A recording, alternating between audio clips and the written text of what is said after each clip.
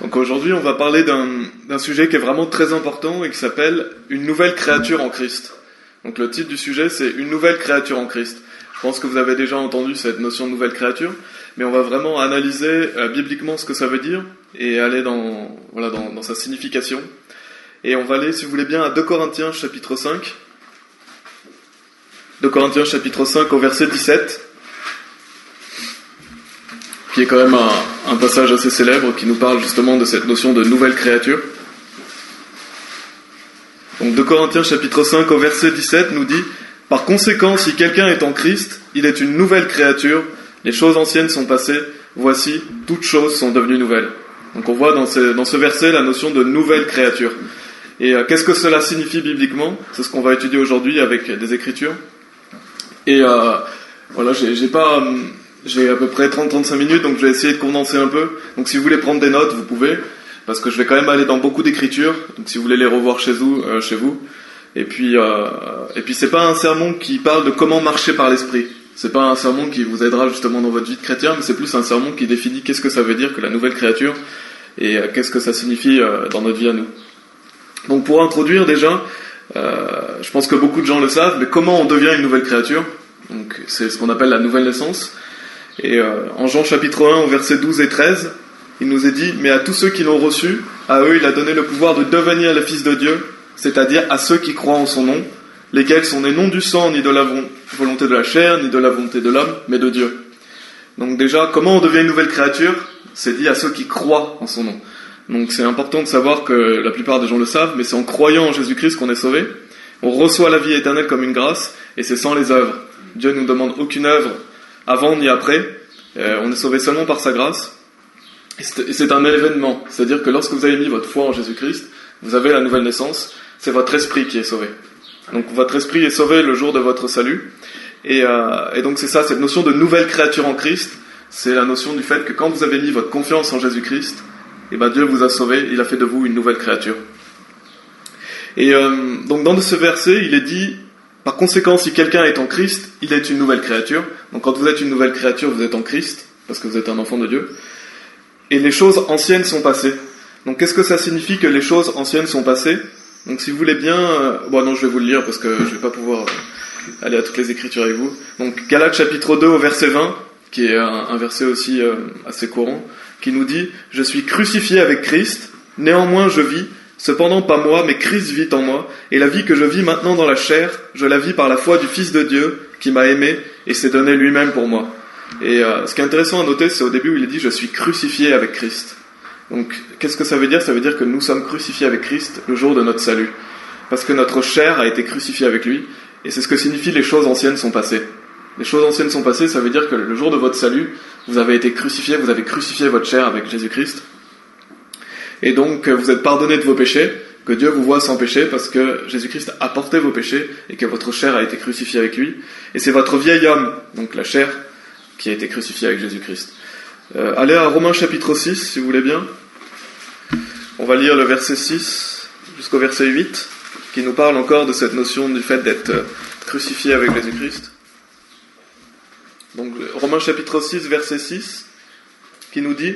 Sachant ceci, que notre vieil homme est crucifié avec lui, afin que le corps du péché puisse être détruit, pour que désormais nous ne servions plus le péché, car celui qui est mort est libéré du péché. Or, si nous sommes morts avec Christ, nous croyons que nous vivrons aussi avec lui. Donc on voit au début du verset 6 qu'il est dit que notre vieil homme est crucifié avec lui. Donc notre vieil homme, la chair, c'est la même chose.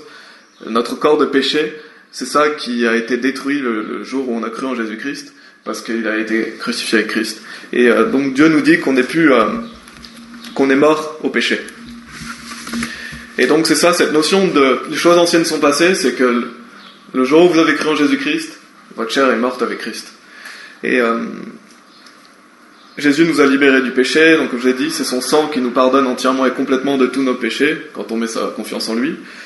Et les choses anciennes sont passées aussi, ça peut signifier le fait que vos croyances ont changé. Parce que quand vous avez cru en Jésus-Christ, votre chair a été crucifiée avec lui, mais votre croyance a changé parce que vous êtes passé du rejet de Jésus-Christ, ou de votre foi dans vos œuvres, de votre foi dans votre fausse religion, à la foi en Jésus-Christ. Donc les choses anciennes sont passées, ça signifie aussi que vos croyances ont changé, et parce que vous avez mis votre croyance en Jésus-Christ, maintenant vous n'allez jamais cesser de croire en lui, parce que le salut est éternel. Et donc, voilà, c'est important de définir cette notion des choses anciennes sont passées, parce que je sais qu'il y a beaucoup de mauvaise compréhension de ce passage. Il y a par exemple des gens qui vous disent que les choses anciennes sont passées, ça veut dire « Oh, je me suis repenti de tous mes péchés, j'ai complètement changé de vie, les choses anciennes sont passées, j'ai arrêté de boire, j'ai arrêté de fumer, tout va bien maintenant, je suis parfait. » Et ça, c'est complètement faux. On sait bien, on le voit bien, qu'on est toujours dans un corps de chair. Le jour où j'ai été sauvé, le jour où j'ai cru en Jésus-Christ, je suis pas devenu parfait du jour au lendemain.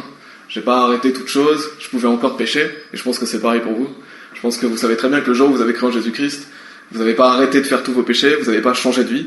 Donc c'est que les choses anciennes sont passées, ça signifie pas que vous avez changé de vie, ça signifie que votre chair a été crucifiée avec Christ et que vos croyances ont changé. Et la Bible dit en 1 Jean chapitre 1 au verset 10, qui nous dit « Si nous disons que nous n'avons pas péché, nous faisons de lui un menteur et sa parole n'est pas en nous. » Donc là, les choses anciennes sont passées, ça parle pas de la repentance des péchés, ça parle pas d'un changement de vie, ça parle simplement du fait que vous avez été fait à l'image de Dieu, une nouvelle créature le jour de votre salut. Et donc ça c'est important de le savoir parce que beaucoup de gens croient en un salut par les œuvres, et changer de vie c'est une œuvre, et on n'est pas sauvé en changeant de vie, on est sauvé en croyant en Jésus-Christ. Et quand vous avez cru en lui, les choses anciennes sont passées, parce que Dieu vous a pardonné vos péchés, et parce que vous avez été crucifié avec lui. Maintenant on va définir, voici toutes choses sont devenues nouvelles, parce que le verset nous dit, par conséquent si quelqu'un est en Christ, il est une nouvelle créature. Donc on a vu le fait d'être une nouvelle créature, c'est le fait d'être sauvé. Les choses anciennes sont passées, voici toutes choses sont devenues nouvelles. Donc c'est intéressant de noter dans ce verset qu'il est dit toutes choses sont devenues nouvelles. Donc il n'est pas dit en partie, il n'est pas dit quelques choses sont devenues nouvelles, il est dit toutes choses. Et tout ça veut dire tout. Dieu est clair, c'est tout qui a changé. Et comme je l'ai dit, je sais pas pour vous, mais le jour où j'ai été sauvé, j'ai pas l'impression que tout a changé. J'ai pas l'impression que d'un coup je suis devenu parfait, je ne faisais plus de péché, tout était parfait dans ma vie. Non, c'est pas ça, parce que le toutes choses sont devenues nouvelles, c'est pas que toutes choses sont devenues nouvelles de manière visible et de manière extérieure. C'est de manière intérieure. Parce que j'étais encore dans ce corps de chair, et je le suis toujours, et je peux toujours pécher. Comme vous tous, on peut toujours pécher. On n'est pas rendu parfait dans la chair. Ce qui est rendu parfait, c'est l'intérieur. Donc toutes choses sont devenues nouvelles, c'est à l'intérieur de nous, et c'est le fait que Dieu a fait de nous une nouvelle créature, un nouvel homme. Et donc bien sûr qu'il y a eu des changements le jour de notre salut. Qu'est-ce qui a changé ? Notre destinée éternelle, elle a changé. On était destiné à aller en enfer, maintenant on sait qu'on va aller au paradis. Notre esprit est rendu vivant. Jésus-Christ nous dit que nous sommes passés de la mort à la vie. Nous avons reçu l'Esprit Saint le jour de notre salut. Et aussi, c'est comme si des écailles étaient tombées de nos yeux, que nos yeux se sont ouverts et que maintenant on peut comprendre la Bible. On peut comprendre le monde. Et ça, Dieu nous le permet en nous donnant l'Esprit Saint. Et en 1 Corinthiens chapitre 5 au verset 5, je vous le mentionne simplement pour vous dire, donc c'est Paul qui parle aux Corinthiens et qui dit qui parle aux Corinthiens et qui leur dit de retirer un frère qui commettait la fornication, et il nous dit de délivrer une telle personne à Satan pour la destruction de la chair, afin que l'esprit puisse être sauvé au jour du Seigneur Jésus. Donc on voit ici que c'est l'esprit qui est sauvé, c'est pas la chair. Dieu nous dit afin que l'esprit puisse être sauvé au jour du Seigneur Jésus. Donc notre chair est toujours la même, c'est notre esprit qui est sauvé. Donc notre changement, il est intérieur. Le voici toutes choses sont devenues nouvelles, ça veut dire que toutes choses sont devenues nouvelles à l'intérieur de vous, par le fait que vous avez l'Esprit Saint maintenant et que vous êtes un nouvel homme. Et pour diviser ça, cette notion de nouvel homme, d'ancien homme, je vais faire trois parties différentes pour bien analyser ce sujet. La première partie, c'est le corps de péché qui est toujours là, donc l'ancien homme. Donc ce qu'on appelle la chair, ce qu'on appelle l'ancien homme, il est toujours là, on est toujours dans ce corps de chair. Et comme je l'ai dit avant, on a été crucifié avec Christ. La Bible nous dit que l'ancien homme a été crucifié avec lui. Mais jusqu'à notre mort, ou jusqu'au retour de Jésus-Christ, nous savons que nous allons rester dans ce corps. Nous avons toujours ce corps de chair. Et même si Dieu a pardonné tous nos péchés, passés, présents et futurs, on peut toujours pécher. Parce qu'on peut toujours marcher dans la chair, en fait. Et cet ancien homme, donc le jour où vous avez été sauvé, cet ancien homme, il est toujours là, et il ne peut pas être changé. Vous ne pouvez pas réformer l'ancien homme, parce que la chair ne peut pas être changée. La Bible dit que vous ne pouvez pas changer la chair. Elle restera toujours la même, et vous devez faire avec ce corps jusqu'à la fin de votre vie. Et tout ce que vous avez fait avant, vous le gardez en mémoire, et vous ne pourrez pas changer ce corps. Et allons à Galates chapitre 5, si vous voulez, qui parle justement de cette notion d'ancien homme, de nouvel homme. Au verset 16, Commençons au verset 16 de Galates chapitre 5, qui nous dit, et lisons jusqu'au verset 18, « Je dis alors ceci, marchez en l'esprit, et vous n'accomplirez pas la convoitise de la chair. Car la chair convoite contre l'esprit, et l'esprit contre la chair, et ils sont opposés l'un à l'autre, de sorte que vous ne pouvez pas faire les choses que vous voudriez. Mais si vous êtes conduits par l'esprit, vous n'êtes pas sous la loi. » Donc on voit vraiment ici que Dieu nous dit de marcher par l'esprit. Donc c'est pas automatique. On va pas se lever le matin en marchant directement par l'esprit. C'est une décision personnelle qu'on doit prendre chaque jour de marcher par l'esprit. Pourquoi ? Pour ne pas accomplir les convoitises de la chair, pour ne pas marcher dans la chair. Et on voit ici que la Bible nous dit que la chair convoite contre l'esprit et l'esprit contre la chair, et ils sont opposés l'un à l'autre. Ça veut dire qu'il y a une lutte en vous, la chair et l'esprit qui sont opposés l'un à l'autre et qui luttent en vous. Et la chair veut que vous alliez dans le péché, la chair veut diriger votre vie, mais Dieu veut que vous marchiez par l'esprit pour justement ne pas accomplir les désirs de la chair et pour marcher avec lui. Donc on voit vraiment cette notion d'opposition, cette notion de lutte qui montre que nous l'avons tous en nous une fois que nous sommes sauvés. Et en Romains chapitre 7 aussi, au verset 14, donc on va aller voir, comme je vous ai dit, beaucoup d'écritures, vous pourrez les relire si vous voulez chez vous. Là on va lire simplement quelques versets, mais c'est tout le passage du verset 14 au verset 25 qui est très important, Romains chapitre 7 qui est un passage vraiment important. On va lire le verset 14 et 15 déjà, qui nous dit « Car nous savons que la loi est spirituelle, mais je suis charnel, vendu sous le péché. Car ce que je fais, je ne le permets pas, car ce que je voudrais, cela je ne le fais pas, mais ce que je hais, cela je le fais. » Donc on voit ici, qu'est-ce que nous dit Paul ? Qu'il est charnel. Donc si Paul, qui est l'un des plus grands chrétiens qui a jamais existé, est charnel, est-ce que nous ne le sommes pas non plus ? Si, bien sûr, tout le monde. Parce que tout le monde peut marcher par la chair, et Paul justement disait qu'il était charnel, vendu sous le péché. Et que ce qu'il veut faire, il le fait pas. Et ce qu'il est, il le fait. Ça montre que tout le monde peut marcher par la chair, et que si on prend pas garde, nous allons automatiquement nous-mêmes aussi marcher par la chair. Et au verset 17, il est dit « Maintenant donc, ce n'est plus moi qui le fais, mais le péché qui demeure en moi. » Donc Paul nous dit ici que c'est pas lui qui pêche, mais c'est son ancien homme qui pêche. Donc oui, c'est lui qui pêche dans sa chair, mais c'est pas son nouvel homme qui pêche, mais c'est l'ancien homme qui pêche. Et ça, on va le voir un peu plus en détail, mais c'est très important de savoir que votre nouvel homme, il peut pas pécher. C'est votre chair qui pêche. Et au verset 23 aussi, qui rejoint l'idée qu'on a vue dans Galates chapitre 5, qui nous dit « Mais je vois une autre loi dans mes membres, guerroyant contre la loi de mon intelligence, et me rendant captif à la loi du péché qui est dans mes membres. » Donc on voit encore cette notion de guerre. Tout à l'heure dans Galates, il était dit qu'il y avait une opposition entre la chair et l'esprit. Et là on voit qu'il y a une guerre entre la chair et l'esprit. Donc vous voulez faire ce qui est bien, mais pour cela il faut marcher par l'esprit, parce que votre chair veut prendre le contrôle de votre corps. Et c'est une guerre intérieure, et c'est une lutte constante entre la chair et l'esprit. Parce que quand vous êtes né de nouveau, vous avez le nouvel homme en vous, vous avez l'ancien homme, et l'un et l'autre sont opposés. Et donc voilà, c'est pour ça que c'est important de savoir que c'est normal de pécher, même quand on est sauvé. Dieu ne veut pas qu'on pêche, bien sûr, ça je vous le redirai plus tard.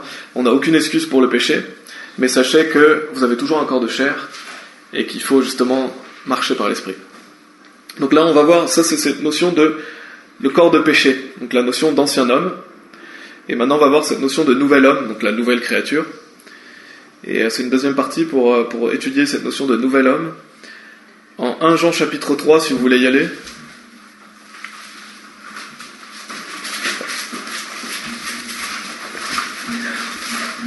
« 1 Jean chapitre 3 au verset 9. Et ce verset est vraiment souvent, malheureusement, utilisé par des personnes très mal intentionnées, des faux prophètes ou des gens qui ont un salut par les œuvres. Parce que, je vais vous le lire. Il nous dit « Quiconque est né de Dieu ne commet pas le péché, car sa semence reste en lui, et il ne peut pécher parce qu'il est né de Dieu. » Et il y a des gens qui vous disent « Regardez, si vous êtes sauvés, vous n'allez plus pécher. » C'est ce que dit la Bible. « Quiconque est né de Dieu ne commet pas le péché. » Donc on pourrait croire de premier abord qu'une fois qu'on est sauvé, on ne va jamais pécher. Mais c'est pas ce qui est dit dans ce verset. Parce qu'on sait très bien qu'on pêche une fois même qu'on est sauvé. Il faut être vraiment très mal intentionné pour dire qu'on n'a pas de péché dans notre vie. Donc ce verset, qu'est-ce qu'il signifie ? Il signifie que c'est la nouvelle créature qui ne peut pas pécher. Donc c'est le nouvel homme que vous avez en vous qui, lui, ne peut pas pécher parce qu'il est né de Dieu et qu'il est parfait. Mais c'est pas l'ancien homme. L'ancien homme, lui, peut toujours pécher. Mais le nouvel homme ne peut pas pécher. Et pour prendre une illustration de ça, je prends mon exemple par exemple. Je sais que le jour où j'ai été sauvé, c'est le Pierre qui a été sauvé qui va aller au paradis. C'est le nouvel homme qui va aller au paradis. C'est pas l'ancien Pierre, lui, il va rester ici. C'est le nouveau Pierre qui va aller au paradis. parce que le nouveau Pierre est rendu parfait par Jésus-Christ. Mais l'ancien Pierre ne sera jamais parfait et il va rester ici. Donc c'est vraiment l'esprit qui est sauvé, et c'est votre esprit qui a été rendu vivant qui lui va aller au paradis. Donc lorsque vous péchez, c'est votre ancien homme qui pêche. Parce que le nouvel homme ne peut pas pécher. C'est ce qui est dit dans 1 Jean chapitre 3, qui vous montre que lorsque vous êtes né de Dieu, vous ne pouvez pas pécher, parce que votre esprit est vivant et parfait. Et gloire à Dieu pour cela, parce que... Et d'ailleurs, c'est cette notion de nouvel homme, ancien homme, je voulais le dire un peu plus tard, mais je vais le dire maintenant, c'est que on sait que le salut est pour toujours. La Bible dit que quand on a cru en Jésus-Christ, on est scellé de l'Esprit Saint jusqu'au jour de la rédemption. Donc notre salut est éternel. Et cette notion de nouvel homme, ancien homme, appuie encore plus cette notion de salut éternel, parce que si votre nouvel homme est parfait, si la nouvelle créature, le Pierre qui a été créé d'après Dieu est parfait, est-ce qu'il peut encore aller en enfer? Il ne peut plus aller en enfer, parce qu'il est parfait. Donc je sais que je suis sûr d'aller au paradis, aussi parce que Dieu a fait de moi une nouvelle créature. Et cette notion est fondamentale aussi, parce qu'elle prouve que le salut est pour toujours. Vous ne pouvez pas douter de votre salut, parce que si vous avez cru en Jésus-Christ, Dieu a fait de vous un nouvel homme, et c'est ce nouvel homme qui va aller au paradis. Il ne peut plus aller en enfer, il est parfait. Et gloire à Dieu pour ça. En Colossiens chapitre 3 aussi, on va lire quelques versets. Colossiens chapitre 3, verset 5.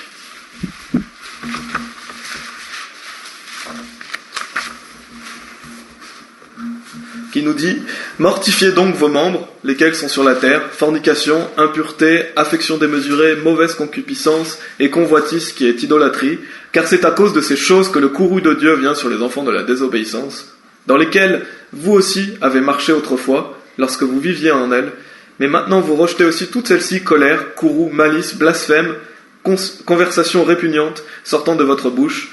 Ne mentez pas l'un à l'autre, puisque vous avez rejeté le vieil homme ainsi que ses actions, et avez revêtu le nouvel homme, lequel est renouvelé en connaissance d'après l'image de celui qui l'a créé. » Donc ici, dans ce passage, dans Colossiens 3, vous pourrez le relire paisiblement chez vous, mais Dieu nous montre que nous devons mortifier nos membres.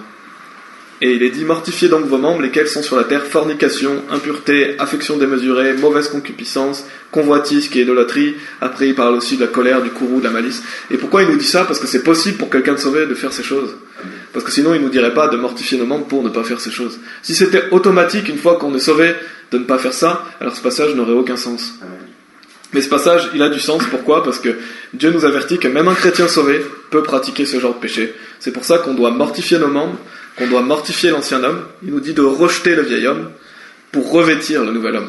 Parce que si vous revêtez le nouvel homme, vous n'allez pas commettre ces péchés. Si vous revêtez le nouvel homme, vous allez garder la loi de Dieu parce que vous allez marcher dans l'amour, vous allez marcher avec le Seigneur, et vous ne pouvez plus pécher si vous marchez avec le Seigneur. Et bien sûr, ça demande un effort quotidien, et c'est pour ça que Dieu nous met en garde qu'on peut encore faire ce genre de choses, et qu'en tant que chrétien sauvé, on ne doit pas faire ce genre de choses. Et donc, il y a aussi Éphésiens chapitre 4. On va lire aussi Éphésiens chapitre 4 qui nous parle aussi de cela. Éphésiens 4, Colossiens 3 nous parle vraiment de cette notion de nouvelle créature, d'ancien homme, de nouvel homme. Éphésiens 4, au verset 22, jusqu'au verset 24, qui nous dit « Que vous dépouillez quant à votre ancien comportement le vieil homme, lequel est corrompu selon les convoitises trompeuses, et être renouvelé dans l'esprit de votre intelligence, et que vous revêtiez le nouvel homme, lequel est créé d'après Dieu en droiture et vraie sainteté. » Donc on voit encore une fois que la nouvelle créature, elle a été créée d'après Dieu en droiture et vraie sainteté. La nouvelle créature, elle est parfaite, elle a été rendue juste par le sang de Jésus-Christ, et nous sommes saints. Et Dieu nous dit de revêtir ce nouvel homme, et que nous dépouillons quant au vieil homme et à ses comportements. Donc on voit encore une fois le fait qu'ici Dieu nous invite à le faire, et que c'est pas automatique, que ça nous demande des efforts, et qu'il faut se revêtir du nouvel homme et être renouvelé dans l'esprit de notre intelligence. Donc c'est un renouvellement constant. Et si les bonnes œuvres, comme certains disent, étaient automatiques, parce que certaines personnes vous disent que si vous êtes sauvé, vous allez automatiquement faire des bonnes œuvres, que c'est automatique, tous ces passages n'auraient vraiment aucun sens. Parce que Dieu vous dit justement de ne pas marcher dans ces choses-là et de marcher dans la vérité. Et donc les bonnes œuvres, ce n'est pas automatique. Malheureusement, ce serait bien si c'était automatique, si on était parfait comme ça du jour au lendemain, mais c'est pas automatique. Cela demande des efforts, cela nous demande des actions, et cela nous demande de marcher dans le nouvel homme et de rejeter l'ancien homme. Voilà pour cette notion de nouvel homme. Donc on a vu la notion de l'ancien homme, la notion du nouvel homme, et dans une troisième partie, je voulais appuyer et confirmer le fait que le changement il est à l'intérieur de nous. Donc en Romains chapitre 4, au verset 5, le Romains chapitre 4, verset 5, qui nous dit « Mais pour celui qui n'œuvre pas, mais qui croit en celui qui justifie l'impie, sa foi lui est comptée pour droiture. » Donc ça c'est un verset qui est très important quand vous allez évangéliser, parce qu'il montre qu'on n'est pas sauvé par les œuvres, et que quelqu'un de sauvé peut ne faire aucune œuvre, parce qu'il dit pour celui qui n'œuvre pas, donc quelqu'un qui fait aucune bonne œuvre, mais qui croit en celui qui justifie l'impie, ça veut dire qu'il croit en Jésus-Christ, sa foi lui est comptée pour droiture ou pour justice, ça veut dire qu'il est justifié devant Dieu. Même les versets d'après nous montrent qu'Abraham a été justifié par sa foi. Ça veut dire que quelqu'un peut être sauvé sans faire aucune bonne œuvre, pourquoi ? Parce qu'il a cru en Jésus-Christ. Et en 1 Corinthiens chapitre 3 au verset 15 aussi, je vais simplement le mentionner comme ça, par faute de temps, mais la Bible nous dit « Si l'œuvre de quelqu'un est brûlée, il en subira la perte, mais lui-même sera sauvé, cependant comme par le feu. » Et si vous lisez les versets d'avant, Dieu nous dit que certaines personnes ont des œuvres qui sont du bois, du foin, du chaume, d'autres personnes c'est de l'or, je ne sais plus exactement ce qui est dit, mais en tout cas qui nous montre que quelqu'un peut être sauvé, cependant comme par le feu. C'est-à-dire qu'une personne qui a aucune bonne œuvre est sauvé parce qu'il a cru en Jésus-Christ, mais comme par le feu, c'est-à-dire qu'il ne sera pas récompensé. Il n'y aura pas de récompense dans les cieux, mais il est quand même sauvé. Et ça nous montre vraiment justement ces deux versets, Romains chapitre 4 verset 5, 1 Corinthiens chapitre 3 verset 15, mais d'autres versets aussi nous montrent que une personne sauvée ne va pas nécessairement faire des bonnes œuvres. Vous ne pouvez pas voir quelqu'un dans la rue et se dire « Ah, cette personne n'est pas sauvée, regardez comment elle vit ». On ne sait pas ce qu'il y a à l'intérieur d'elle, on ne sait pas si elle a cru au Seigneur Jésus-Christ, parce que son changement est à l'intérieur. Et on ne sait pas ce qu'elle fait aussi en rentrant chez elle. Peut-être que tous les soirs, elle rentre chez elle et se dit « Je suis misérable, je ne fais pas ce que je veux, je fais tout ce que j'aime pas ». Elle le sait au fond d'elle, mais elle n'y arrive pas parce qu'elle marche par la chair, parce qu'elle n'a pas été enseignée par la parole, parce qu'elle ne lit pas la Bible. Et c'est pour ça que c'est si important de clarifier cette notion du fait que vous pouvez rencontrer des gens qui sont sauvés mais qui ne font pas de bonnes œuvres. Et pourquoi ? Parce que ces personnes marchent par la chair. Et parce que quand vous êtes sauvé, vous pouvez marcher par la chair, vous pouvez marcher par l'esprit. Donc c'est complètement faux de dire qu'une personne sauvée va forcément faire des œuvres.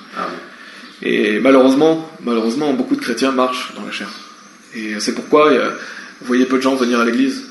Il y a des gens qui se convertissent mais ils ne viennent pas à l'église. Pourquoi ? Parce qu'ils continuent leur vie comme si de rien n'était. Ils marchent par la chair tout simplement. Parce que si vous êtes sauvé aujourd'hui, vous ne changez pas complètement du jour au lendemain. Si vous allez continuer vos habitudes et si vous venez pas à l'église, si vous n'écoutez pas des enseignements, si vous lisez pas la parole, vous allez être exactement la même personne que vous étiez avant. Sauf qu'à l'intérieur de vous, par contre, vous êtes différent. Mais de manière extérieure, vous êtes toujours la même personne. Et c'est très dommageable, hein. C'est pour ça que peu de gens vont évangéliser et peu de gens qui sont sauvés aussi viennent à l'église. C'est parce que les gens marchent par la chair au lieu de marcher par l'esprit. Et Paul d'ailleurs nous avertit en 2 Timothée au chapitre 4 au verset 10 qu'il avait un frère qui s'appelait Desmas, et Paul nous dit que son frère l'a abandonné. Pourquoi ? Parce qu'il a aimé ce monde présent. Donc on voit vraiment que même Paul, qui est un de ses frères, un frère chrétien qui était avec lui et qui le suivait, et qui devait certainement être instruit en plus, qu'est-ce qu'il a fait ? Il l'a abandonné pour aller dans ce monde présent. Parce qu'on n'est jamais à l'abri, qui que ce soit, nous non plus, d'abandonner et de retourner dans le monde. C'est pour ça que Dieu nous dit de mortifier la chair et de marcher par l'esprit, et d'être vigilant. Jésus nous dit que la chair est faible, mais que l'esprit est bien disposé. Donc ça nous montre que tous, on est faibles, et que c'est par l'esprit que justement on peut marcher avec Dieu. Donc, 2 Corinthiens chapitre 5 au verset 17 qu'on a vu depuis le début, les choses anciennes sont passées. Je veux vraiment que vous reteniez que ça ne veut pas dire que vous avez complètement changé de vie, que maintenant vous allez faire tout ce qui est parfait. Et les choses sont devenues nouvelles, toutes choses sont devenues nouvelles, ça ne veut pas dire automatiquement que vous allez faire des bonnes œuvres.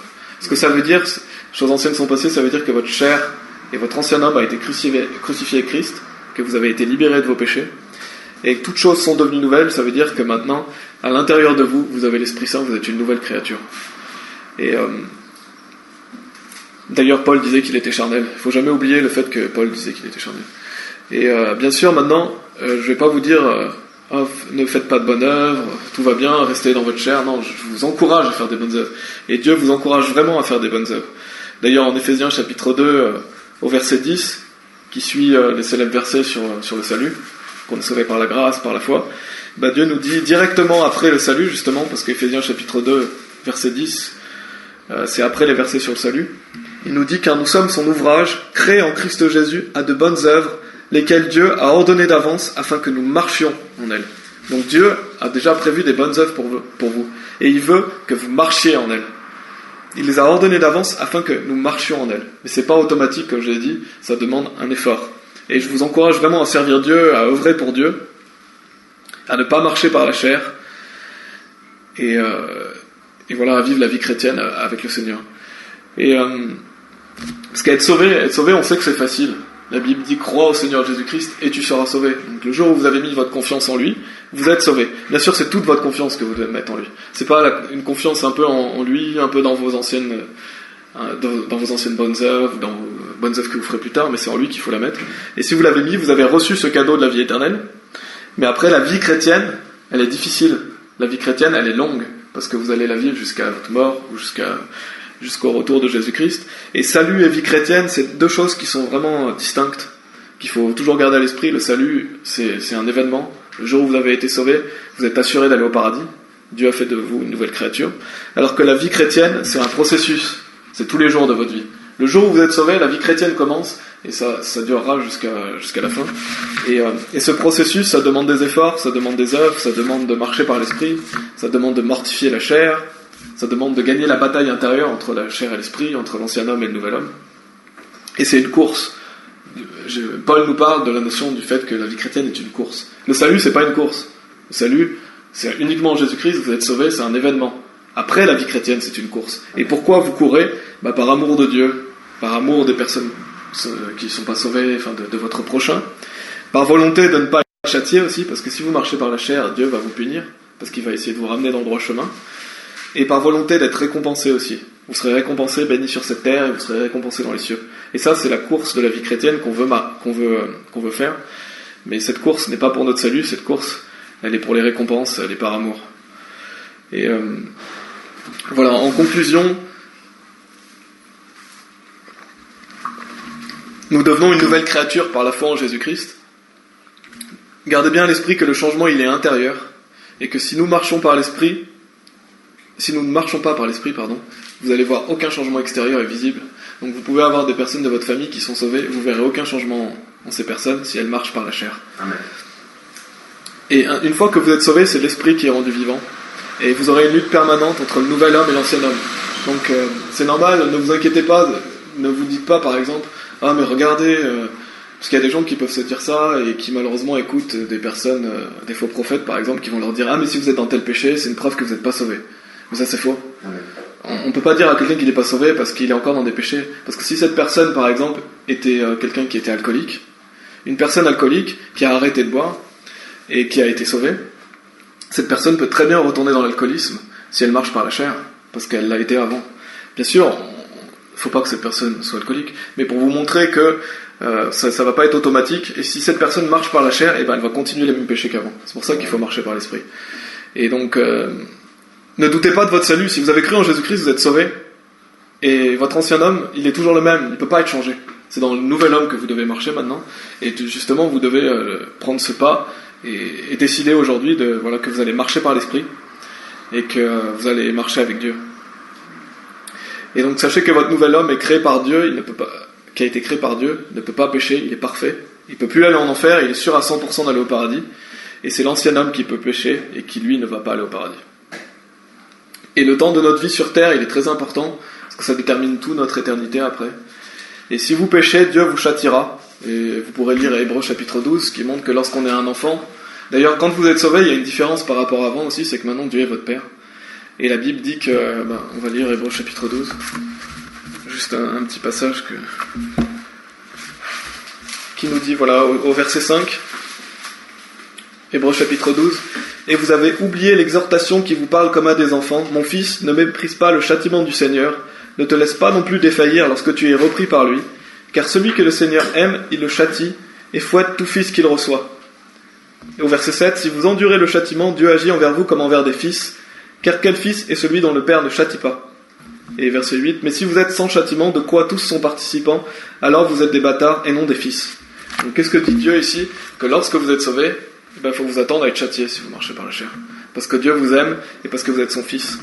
Et les gens dans le monde peuvent faire toutes sortes de péchés sans être châtiés par Dieu parce qu'ils ne sont pas enfants de Dieu. Mais vous êtes un enfant de Dieu, maintenant vous avez une responsabilité et Dieu va vous reprendre si vous marchez par la chair. Et en plus, vous allez récolter ce que vous allez semer. Alors maintenant que nous sommes une nouvelle créature, marchons dans le nouvel homme, qui est parfait, et courons cette vie chrétienne. Et pour terminer, allons dans Hébreux chapitre 12. On est toujours dans Hébreux chapitre 12, mais au verset 1 et 2. On va lire les versets 1 et 2. Qui nous dit, c'est pourquoi, voyant que nous aussi sommes environnés d'un si grand nuage de témoins, laissons de côté tout fardeau et le péché qui nous assiège si aisément, et courons avec patience la course qui est placée devant nous, regardant à Jésus, l'auteur et le finisseur de notre foi, qui pour la joie qui était placée devant lui, a enduré la croix, méprisant la honte, et s'est assis à la main droite du trône de Dieu. Donc dans ces versets, on peut le diviser en 3 parties. Vous avez le fait qu'il faut laisser de côté tout fardeau et le péché qui nous assiège si aisément. Donc sachez que Dieu a déjà pardonné vos péchés, vous êtes déjà sauvés. Donc mortifiez votre chair, justement, ne marchez pas dans le péché. Et courons avec patience la course qui est placée devant nous, donc la vie chrétienne qui est une course, comme vous avez mentionné. Et d'ailleurs dans Corinthiens aussi, Paul parle du fait qu'il court pour les couronnes, une couronne incorruptible. Et la 3e partie, c'est regardant à Jésus, l'auteur et le finisseur de notre foi. Parce que si vous voulez marcher la vie chrétienne par vos propres forces, vous allez échouer. Vous devez marcher la vie chrétienne en regardant à qui ? À Jésus. Vous devez toujours regarder à Jésus-Christ et toujours garder les yeux rivés sur Jésus-Christ. Si vous regardez à vous-même ou si vous regardez aux autres, vous allez échouer. C'est toujours au Seigneur qu'il faut regarder. Et justement, qui nous dit, qui pour la joie qui était placée devant lui, a enduré la croix, méprisant la honte, et s'est assis à la main droite du trône de Dieu. Et donc Dieu aussi nous fait comprendre dans ces versets que nous devons endurer, nous devons souffrir pour Christ, pour être récompensés. Et donc ces versets de Hébreux chapitre 12 vous montrent en 3 parties le fait que vous devez laisser le péché de côté, que vous devez courir la vie chrétienne avec patience, et que vous devez regarder à Jésus-Christ. Et c'est comme ça que vous allez réussir votre vie chrétienne, c'est en regardant Jésus-Christ, c'est en regardant à Dieu, et en marchant par l'esprit, en mortifiant la chair. Donc voilà, j'ai été un peu rapide, parce que c'est un sujet qui pourrait prendre 1, 2 ou 3 heures, tellement il y a d'écriture dessus. J'espère que vous aurez retenu l'essentiel, et que 2 Corinthiens chapitre 5 au verset 17, quand vous le lirez maintenant, ça sera un peu plus clair pour vous, et que voilà, que vous oublierez jamais que Jésus-Christ a fait de vous une nouvelle créature, et que maintenant vous avez la liberté en Christ. Et cette liberté, utilisez-la pour servir Dieu.